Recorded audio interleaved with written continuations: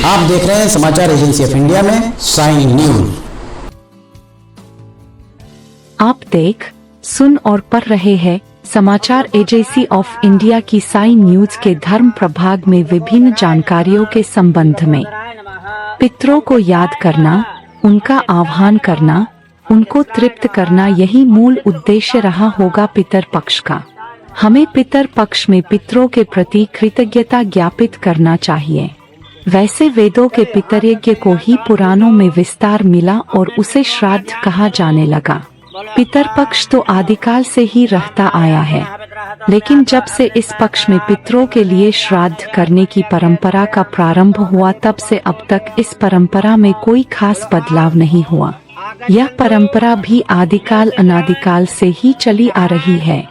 हिंदू धर्म में पितर पक्ष यानी श्राद्ध पक्ष को काफी महत्वपूर्ण माना जाता है। मान्यता है कि इस दौरान अगर कोई व्यक्ति सच्चे मन और श्रद्धा के साथ अपने पितरों का श्राद्ध कर्म करता है तो उसे पितरों का आशीर्वाद प्राप्त होता है। पितरों के प्रसन्न होने पर व्यक्ति का जीवन सुखमय हो जाता है और उसे हर काम में सफलता मिलती है। यही वजह है कि हर साल भाद्रपद मास की पूर्णिमा से लेकर अश्विन मास की अमावस्या तक लोग अपने पूर्वजों को याद करते हैं। उन्हें प्रसन्न करने के लिए पिंडदान और तर्पण जैसे श्राद्ध कर्म करते हैं। लेकिन क्या आप जानते हैं कि दुनिया में सबसे पहले श्राद्ध किसने किया था और इस परंपरा की शुरुआत कैसे हुई थी? श्राद्ध की परंपरा आखिर किसने और कब शुरू की, इस संबंध में विद्वानों में मतभेद है।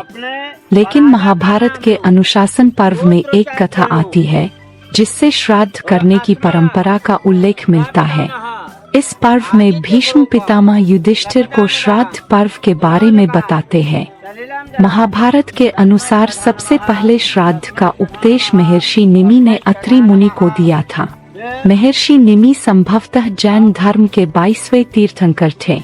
इस प्रकार पहले निमि ने श्राद्ध का आरंभ किया, उसके बाद अन्य महर्षि भी श्राद्ध करने लगे।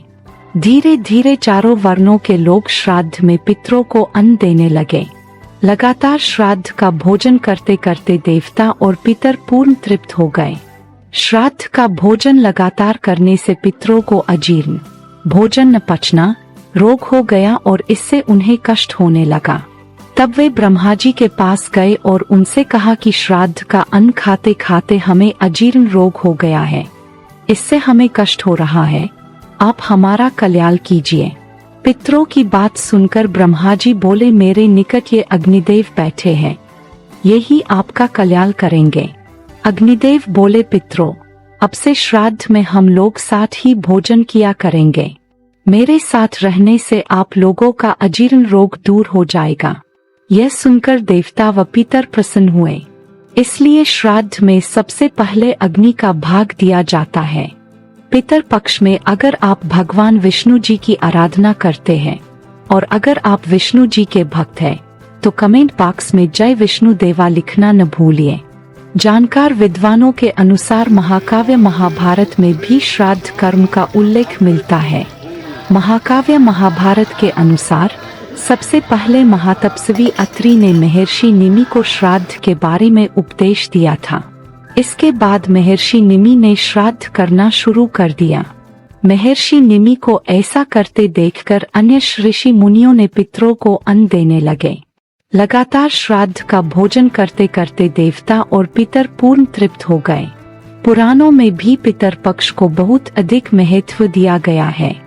कई सारी पौराणिक और लोक कथाओं में भी इसका वर्णन है, लेकिन बहुत कम लोगों को यह पता होगा कि महाभारत में श्राद्ध क्यों किया गया था।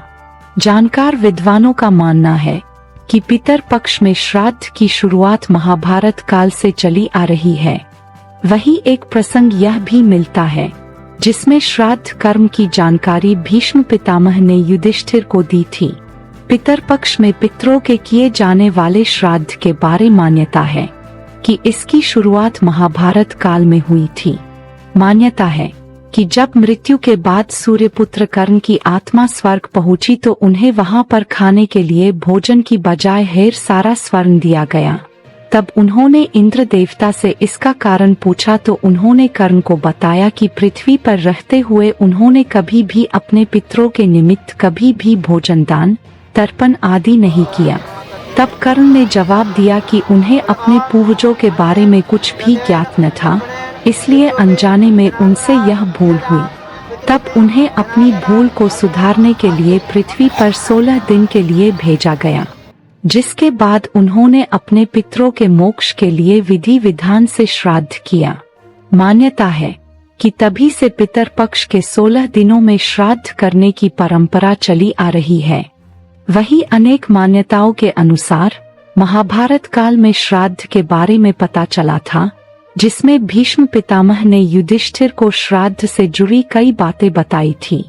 साथ ही यह भी बताया था कि श्राद्ध की परंपरा कैसे शुरू हुई थी और यह जनमानस तक कैसे पहुंची। जानकार विद्वानों ने बताया कि महाभारत के अनुशासन पर्व के अनुसार भीष्म पितामह ने युधिष्ठिर को बताया था कि सबसे पहले अत्रि मुनि ने महर्षि निमि को श्राद्ध करने संबंधी उपदेश दिया था। इस उपदेश को सुनने के बाद महर्षि निमि ने श्राद्ध करना प्रारंभ किया, जिसके बाद उन्हें देवता और पितर ऋण से मुक्ति मिल गई। इसके बाद महर्षि निमि ने बाकी ऋषियों को भी श्राद्ध के बारे में बताया और अन्य ऋषि भी पितर ऋण से मुक्त होने के लिए श्राद्ध करने लगे। श्राद्ध का उनके द्वारा उपदेश देने के बाद श्राद्ध कर्म का प्रचलन प्रारंभ हुआ और धीरे धीरे यह समाज के हर वर्ण में प्रचलित हो गया। महाभारत के युद्ध के बाद युधिष्ठिर ने कौरव और पांडव पक्ष की ओर से अधिकांश योद्धा मारे गए थे। सभी वीरों का केवल अंतिम संस्कार किया था। जब भगवान श्री कृष्ण ने युधिष्ठिर से कहा कि उन्हें कर्ण का भी श्राद्ध करना चाहिए, तब युधिष्ठिर ने कहा कि वह तो उनके कुल का नहीं है, तो वे भला उसका श्राद्ध कैसे कर सकते थे। उसका श्राद्ध तो उसके कुल के लोगों को ही करना चाहिए। इस उत्तर के बाद पहली बार भगवान श्री कृष्ण ने यह राज खोला था कि कर्ण पांडवों का बड़ा भाई था। यह बात सुनकर पांडव मानो जड़वत हो गए थे। इस तरह से श्राद्ध की ये परंपरा आगे बढ़ती चली गई और पितरों का श्राद्ध करके ब्राह्मणों को भोजन करवाया जाने लगा। शास्त्रों में इस बात का भी उल्लेख मिलता है कि हवन में जो पितरों के निमित्त पिंडदान किया जाता है, उसे ब्रह्मराक्षस भी दूषित नहीं कर पाते हैं। श्राद्ध में अग्निदेव को देखकर राक्षस भी वहां से चले जाते हैं, क्योंकि अग्नि हर वस्तु को पवित्र कर देती है और पवित्र भोजन और भाव मिलने से देवता और पितर भी प्रसन्न होते हैं। आइए अब जानते हैं कि आखिर कौन कौन होते हैं पितर। जानकार विद्वानों के अनुसार हिंदू धर्म में पितर को 84 लाख योनियों में से एक माना गया है। मान्यता है कि अलग अलग लोकों में रहने वाले ये दिव्य आत्माएं संतुष्ट होने पर व्यक्ति पर अपना आशीर्वाद और कृपा बरसाती है, जिससे मनुष्य को धन, यश, कीर्ति आदि की प्राप्ति होती है और कुल की वृद्धि होती है। इस तरह से देखें तो पितर पक्ष के दौरान किया जाने वाला श्राद्ध पूर्वजों के प्रति अपनी श्रद्धा और कृतज्ञता को व्यक्त करने का माध्यम है, जिससे प्रसन्न होकर पितर सुख समृद्धि प्रदान करते हैं। जानकार विद्वान यह भी बताते हैं कि रामायण काल में मर्यादा पुरुषोत्तम भगवान श्री राम ने अपने पिता दशरथ का श्राद्ध किया था, जिसका उल्लेख रामायण में मिलता है। इन सारे वृत्तांतों से यही साबित होता है कि महाभारत काल के पूर्व से ही श्राद्ध करने की परंपरा का प्रचलन रहा है। हालांकि श्राद्ध की परंपरा वैदिक काल से ही जारी है। वेदों में देवों के साथ ही पितरों की स्तुति का उल्लेख भी मिलता है।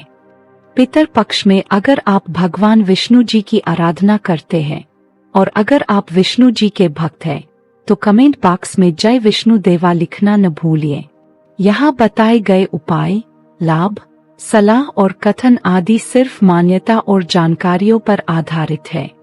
यहाँ यह बताना जरूरी है कि किसी भी मान्यता या जानकारी की समाचार एजेंसी ऑफ इंडिया के द्वारा पुष्टि नहीं की जाती है।